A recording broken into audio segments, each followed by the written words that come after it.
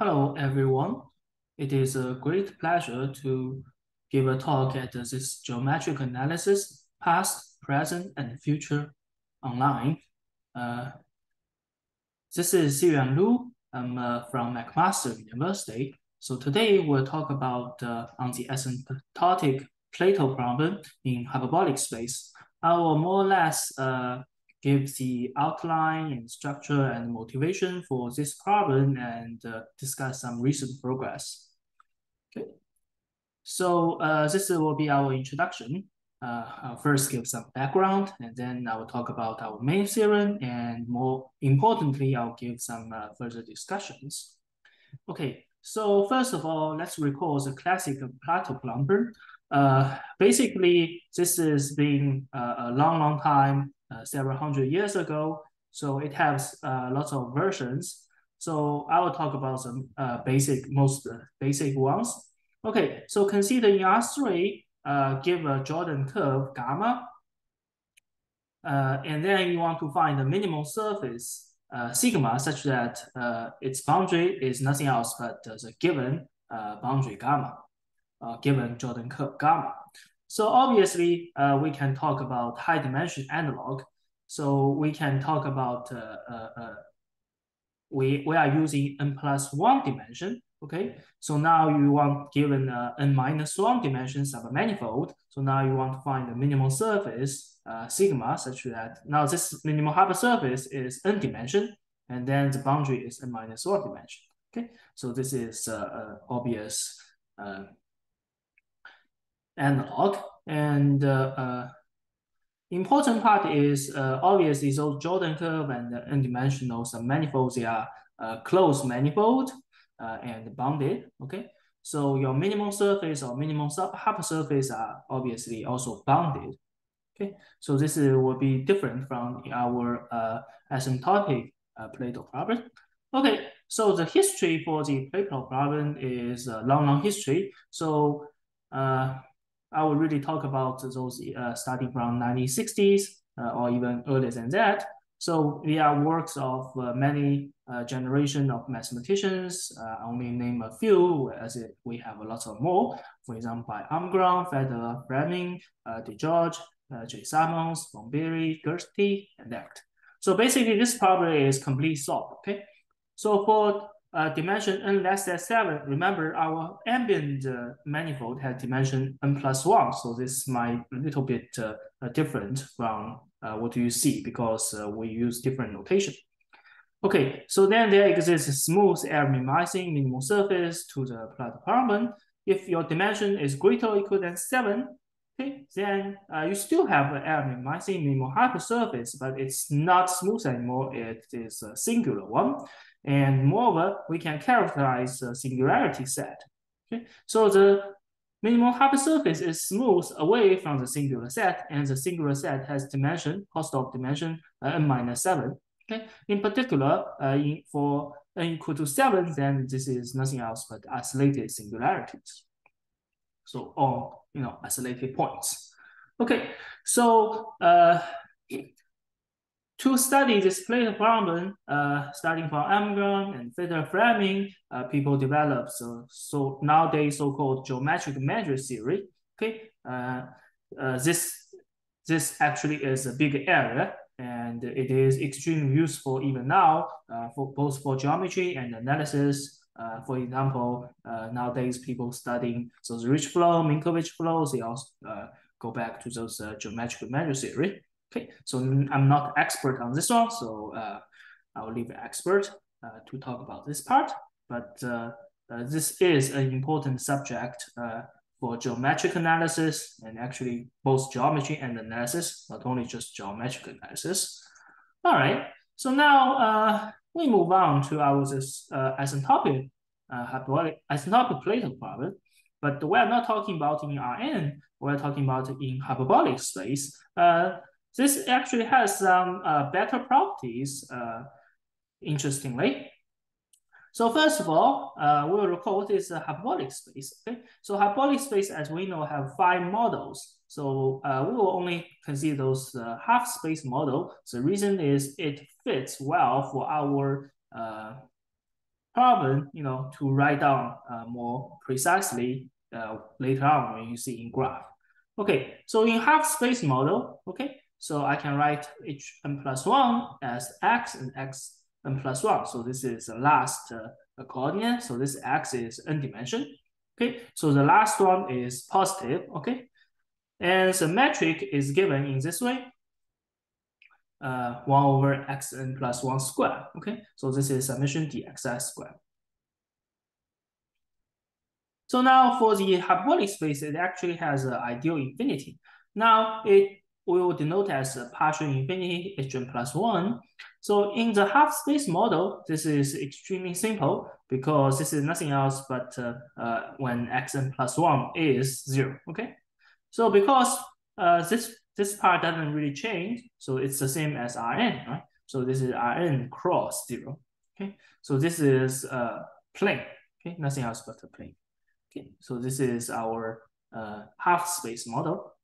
Okay, so now we introduce what is the asymptotic Plato problem. Okay, so instead of, unlike Plato problem, your Jordan curve or your submanifold is indeed in your space, right? Here we are actually given, a submanifold at the ideal infinity of the hyperbolic space. Okay, so more precisely, you are given an n minus 1 dimensional submanifold. This is gamma in your ideal infinity, and you want to find the minimum hypersurface with a given boundary. Okay, so not only we can ask to find the minimum surface. Okay, we can also want to ask for, say, CMC. Okay, so constant mean curvature. Okay, so here it should be positive. So this is very standard analog. Okay, but the problem actually is slightly different from the one in Euclidean space. One thing is, for example, in here. Okay, so in Euclidean space, because your boundary, your given boundary is compact, okay, bounded. So your hypersurface is nothing else but almost surely to be bounded. But now your given boundary is at the infinity, ideal infinity. So because of this nature of the problem, so your hypersurface, okay, will be a complete non-compact hypersurface. Okay, so this is different, right, from the Euclidean space or the so-called from the classic Plato problem. Okay, so now we know from finite to infinity, so lots of things change. Okay, so now many things may work, many things may not work. So we will need to figure out. Okay, so the first impression to solve those two problems is obviously you still use geometrical measure theory. Okay, so this is what people start to do. Okay, so now I'll introduce some history. So we have, first of all, people starting using geometric measure theory, starting by Anderson and Hart and Lin, and later by Tonegawa.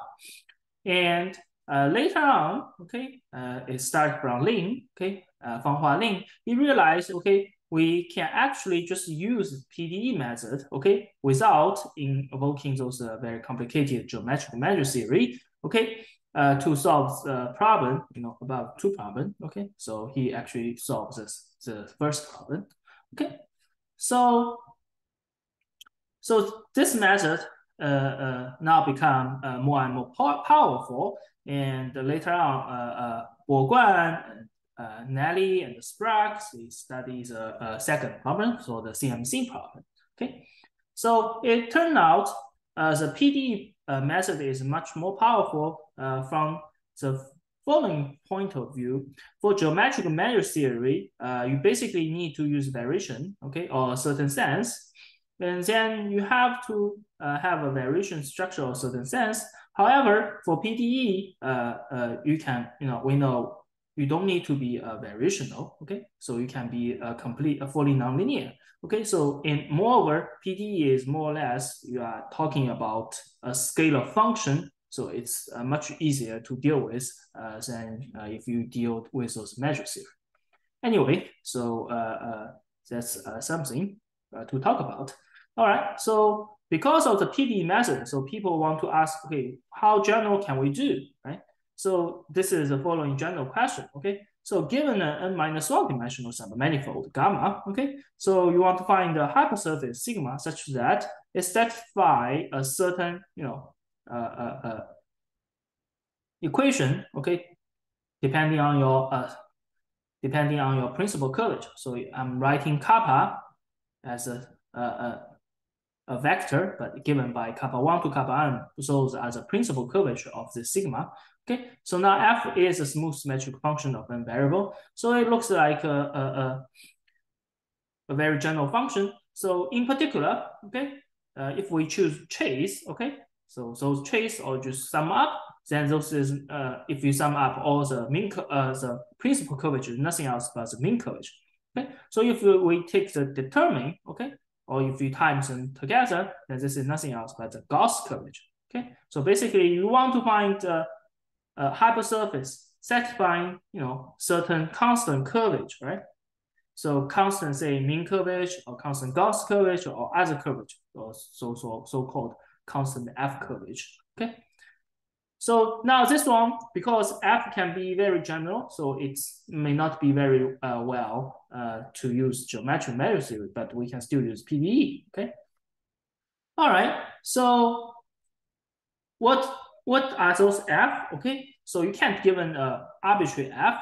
So F has to satisfy certain structural conditions. It cannot be anything. So from the point of view of fully nonlinear PDE, so we have a certain set of standard conditions, which we call structure conditions. Okay. First of all, it has to be a cone. Okay. So this K cone we write as K. It has to contain the positive cone, which is we call Kn, and the one cone, gamma, K1 cone, okay? Okay, so what is K1, K2, Kn? This is actually so-called Gardner's cone, okay? So this Kk, okay, is also lambda such that sigma j lambda is positive, okay? So the j is from 1 to k, and as j's elementary symmetric function. So in particular, j equal to 1, this is trace, j equal to n, so this is just determined, right?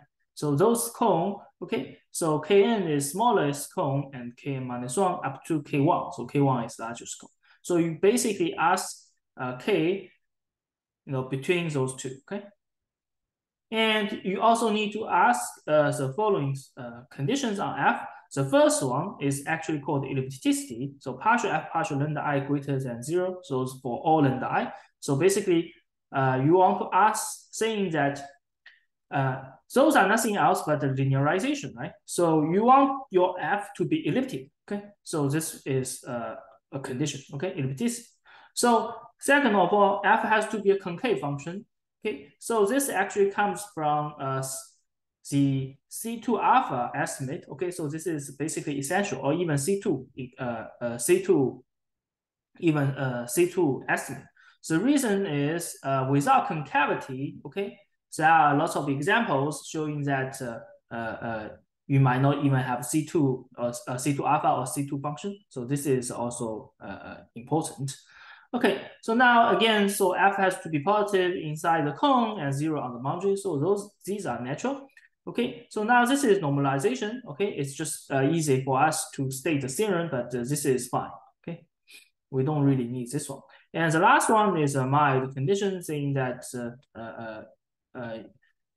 you are not going very wild behavior. Okay. So those are very actually standard conditions, not very weird.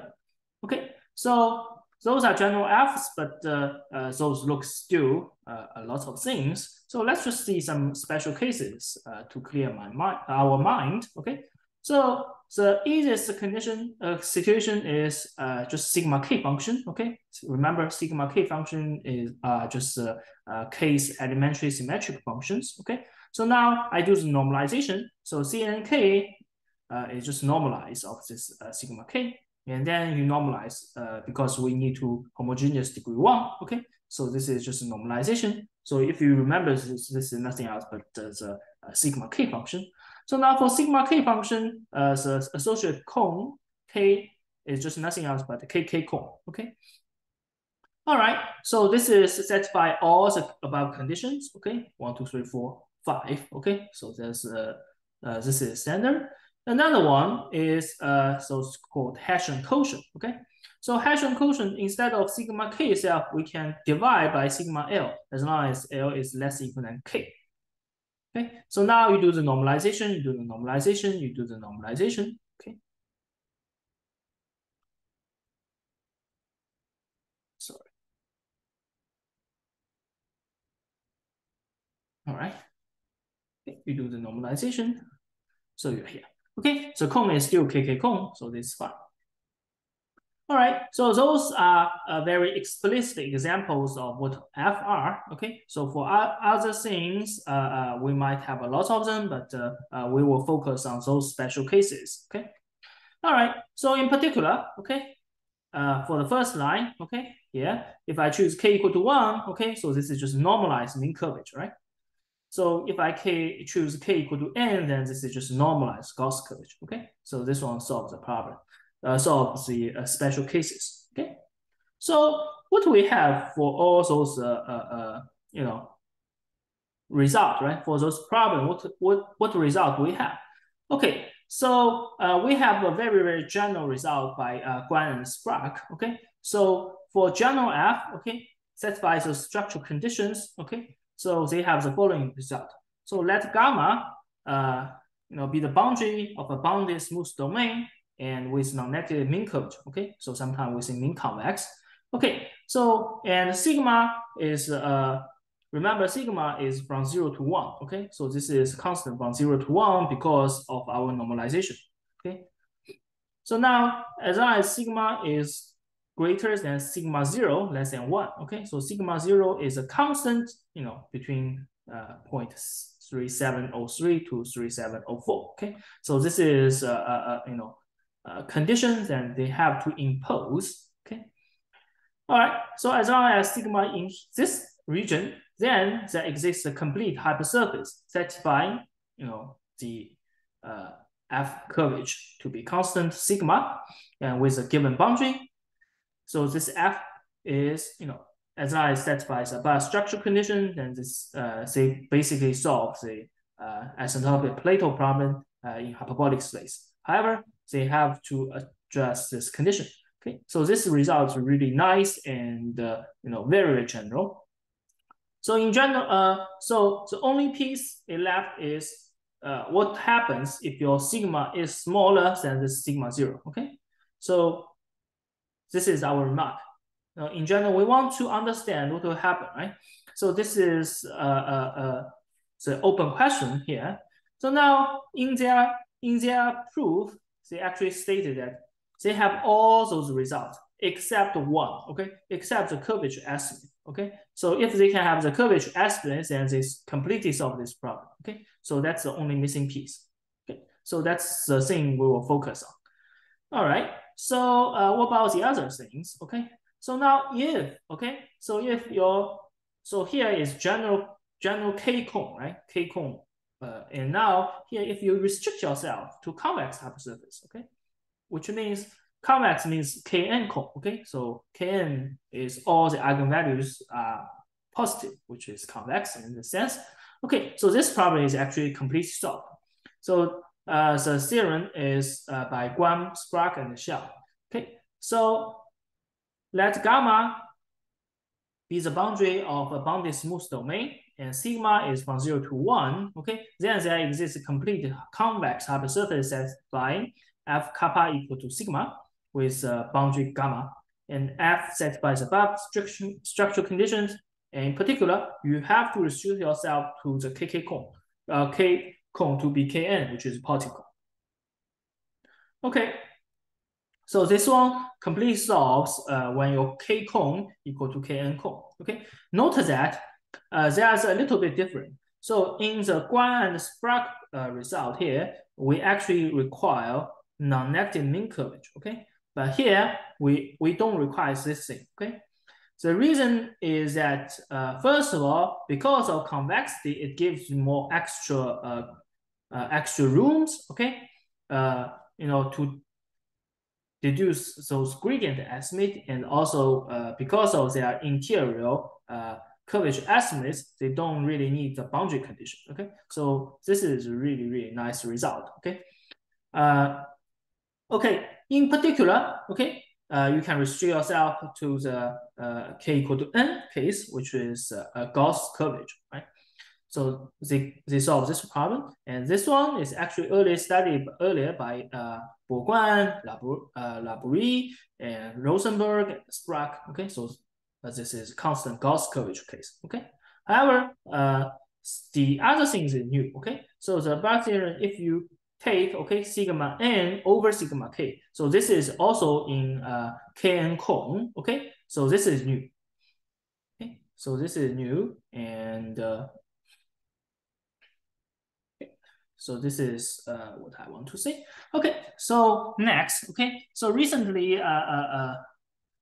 my former student was able to obtain a very nice result for the Hessian quotient equation. Okay, so remember here your upper one has to be sigma n because you are in kn cone. Okay, but it can't be k cone, right? So the theorem by Bing Wang was the following. So if your gamma is a boundary of a bounded smooth domain with non-negative mean curvature, okay, so basically the same setting as in Guan and Sprague general setting, okay, except you only choose your f to be this Hessian quotient, okay, and in particular it has to be sigma k over sigma k minus 1. You can't have sigma k over sigma k minus 2, okay, so this is just job one. Okay, then exists a complete hypersurface with this one.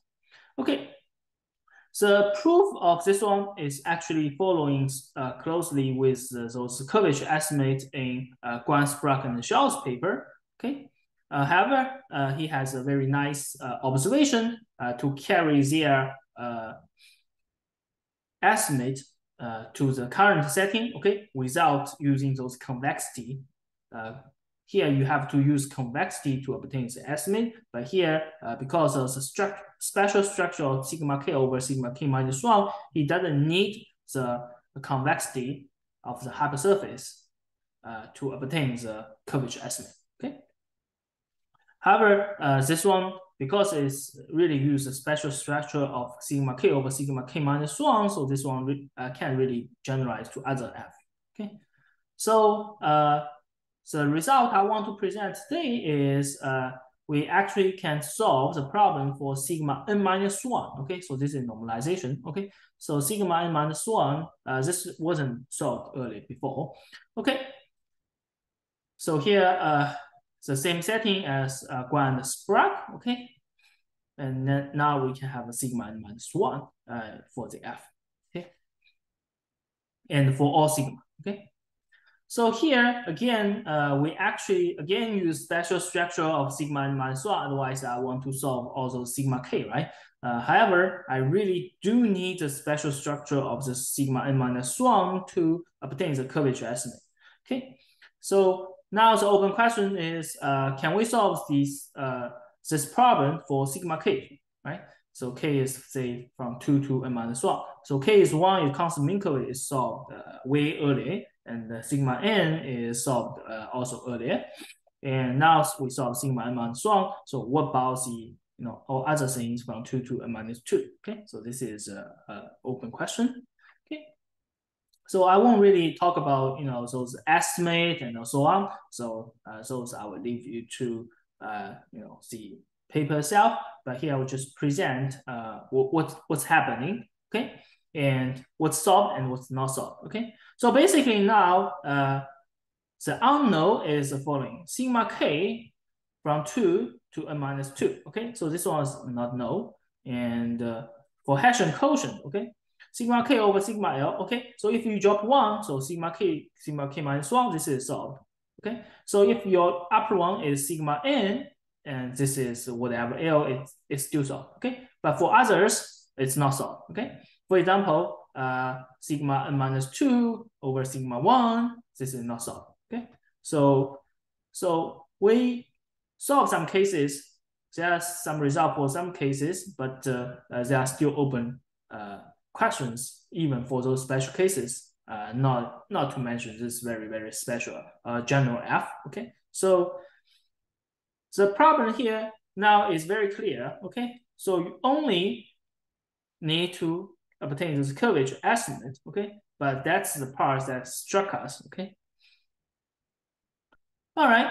So how to attack this problem, right? Right now, we just mentioned result, but we don't really say how to solve the problem.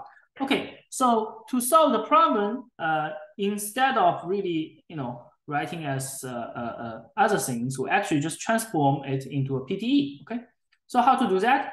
I actually just write as a graph, right? So in hyperbolic space, in half space model, you can write x and ux. Ux is a vertical graph. Okay, so now if I assume your hypersurface in this way, now I know I can compute, right? So a graph, you can always compute the principal curvature. Okay, so the principal curvature here are just eigenvalue of this matrix. Okay, so now this W is this one, and this gamma ij is this one. So this one you can also always do it. Okay, so now so this lambda Aij, I mean the eigenvalue of this Aij. So then it reduces of the following problem. Okay, so on the boundary of your domain, U is 0. Okay, in the interior, U satisfies this thing. Okay, so now Aij is this one. Okay, so you have second order, you have 0 order, and gamma Ik. So this one you have first order, and moreover, this W you also have first order. Okay. So basically here, you have 0 order, first order, and second order. Okay, so this, because of the nature of this one, it complicates many things if you want to solve the PDE. Okay, so especially the most important part, because of this DU thing, it causes lots of troubles. Okay, so basically to solve this D-shape problem I just mentioned, you just do a priori estimate C0, C1, and C2, and the openness is basically because of the linearity. The linearity is elliptic. This is the elliptic equation. Okay, so basically you just need to do the priori estimate. Okay. All right. Okay, so we are really talking about existence, right? So when we talk about problem, we also want to talk about uniqueness. Okay. So now there's one theorem. Okay, for uniqueness, there's basically only one theorem by Guan-Sprague and Xiao. It's the following. So if gamma is the boundary of omega, and omega is a bounded smooth domain, it's either mean convex or star-shaped. Then the complete, the complete convex hypersurface, okay, solved by so 3 authors, okay, is unique. Okay, in general, okay, it's actually a very hard question. So they have to assume mean convex or star-shapedness. Okay, so question is, can we prove uniqueness for general domain? Okay, so this is a very hard question. The reason is if you do not impose any conditions, then very wild things may happen. Okay, so now another question is, so though they are really restricting themselves to the convex hypersurface, right? So now for non-convex hypersurface, nothing is known. The reason is very simple. Here we assume ourselves, right? The surface or the hypersurface, the vertical graph. That's by no means that your hypersurface has to be a vertical graph. Okay, so basically under what condition, okay, or you can impose much stronger conditions on this omega. Okay, now for general K, can we prove uniqueness, right? So we have existence, but the existence is via this vertical graph. So it will be a vertical graph. Okay, yes, but how can we exclude the case that there might be a hypersurface which is not vertical graph? Okay, so uniqueness is a long story. All right, I think I'll stop here. Thank you very much.